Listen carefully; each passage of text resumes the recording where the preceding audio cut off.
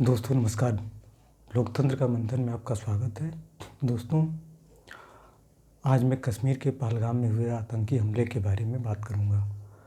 जम्मू कश्मीर के पहलगाम में मजहब के नाम पर आतंकियों ने हिंदुओं सहित 27 निर्दोष पर्यटकों का नरसंहार कर दिया। यह नरसंहार बहुत ही दर्दनाक था। मंगलवार 22 अप्रैल की दोपहर पर्यटकों पर यह बड़ा आतंकी हमला किया गया। इस हमले में 27 पर्यटकों की बेरहमी से हत्या कर दी गई, साथ ही 20 पर्यटक घायल हो गए। पर्यटकों से उनका धर्म पूछकर और चुन चुन कर गोली मारी गई। आतंकी घूम घूम कर करीब से गोली मार रहे थे। 370 हटने के बाद से कश्मीर में यह अब तक का सबसे बड़ा हमला है। धर्मांता ने भारत के संविधान, विधि के शासन, सभ्यता, संस्कृति, कथित सेकुलरिज्म और कथित भाईचारे की भी हत्या कर दी।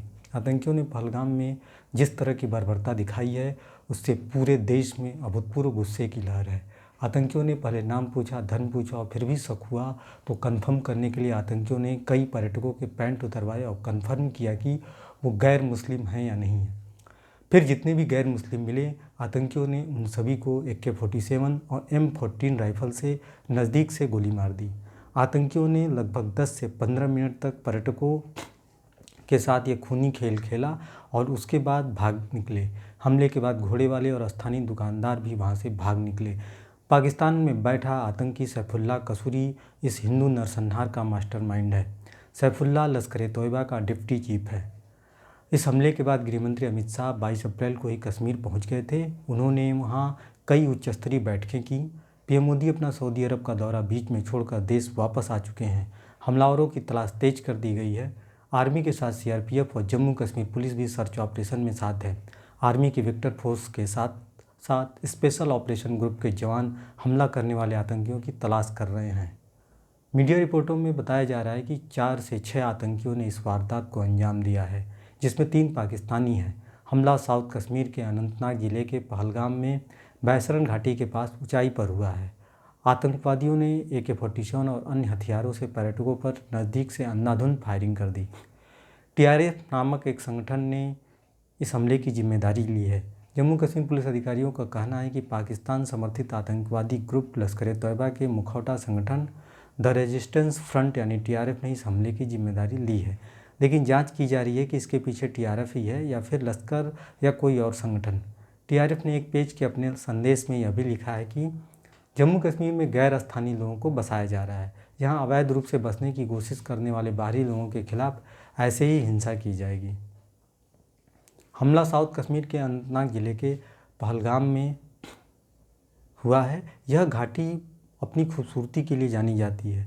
खूबसूरती के कारण बैसरन घाटी को मिनी स्विट्जरलैंड कहा जाता है। एक पुलिस अधिकारी ने बताया कि पहलगाम से कुछ किलोमीटर दूर जिस बैसरन घाटी में यह हमला किया गया है, वहाँ सड़क मार्ग नहीं है। वहाँ पैदल और खच्चरों से ही आया जाया जा सकता है। घायलों को नज़दीक के अस्पताल में भर्ती कराया गया। यहाँ बड़ी संख्या में पर्यटक हर साल घूमने आते हैं। गोलीबारी की घटना ऐसे समय में हुई है जब पर्यटक सीजन शुरू हो चुका है और घाटी में पर्यटकों की भीड़ बढ़नी शुरू हो गई है। बताया जा रहा है कि आतंकी बैसरन घाटी के पहाड़ से नीचे उतरे और वहां घुड़सवारी करते टूरिस्टों पर अंधाधुंध फायरिंग शुरू कर दी। आतंकी आर्मी की वर्दी में थे। हमले में कुछ स्थानीय लोगों और घोड़ों को भी गोली लगी है। सूत्रों का कहना है कि हमले में अपना पति खो चुकी एक महिला का दावा है कि आतंकवादियों ने धर्म पूछकर गोली मारी। यह हमला पवित्र अमरनाथ यात्रा के 3 जुलाई से शुरू होने से ठीक पहले किया गया है। एजेंसियों का मामला है कि हमला करने से पहले इलाके की रेकी की गई और पूरी प्लानिंग की गई। आतंकवादियों ने सुनिश्चित किया कि यहाँ कितनी फोर्स लगी है, फिर मौका देखकर उन्होंने लोगों को टारगेट किया। हालांकि यह हमला पाकिस्तान के सेना प्रमुख जनरल असीम मुनीर की शैतानी खोपड़ी की उपज है। भारत की असंभावी कड़ी प्रतिक्रिया के बाद मुनीर पाकिस्तान में सेना की दिन प्रतिदिन कमज़ोर होती पकड़ को एक बार फिर मजबूत करने में प्रयोग कर सकते हैं। 3 दिन पहले ही असीम मुनीर ने अपने एक भाषण में हिंदू और मुस्लिम को हर स्तर पर एकदम अलग अलग बताया था। एक और ख़ास बात यह है कि जब जब अमेरिका का दौरा होता है, जब अमेरिका से किसी राष्ट्रीय स्तर के प्रमुख व्यक्ति का भारत दौरा होता है, तो कश्मीर में आतंकी हमला किया जाता है, जिससे कश्मीर मसले का अंतर्राष्ट्रीयकरण किया जा सके। इस हमले अमेरिका, रूस, फ्रांस, इजराइल समेत अन्य देशों ने इस आतंकी हमले की आलोचना की है।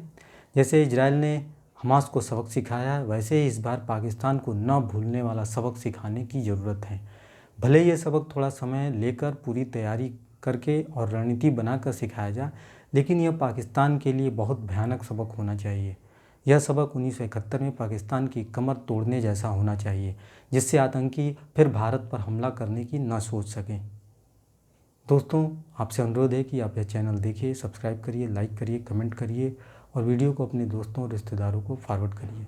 धन्यवाद। नमस्कार।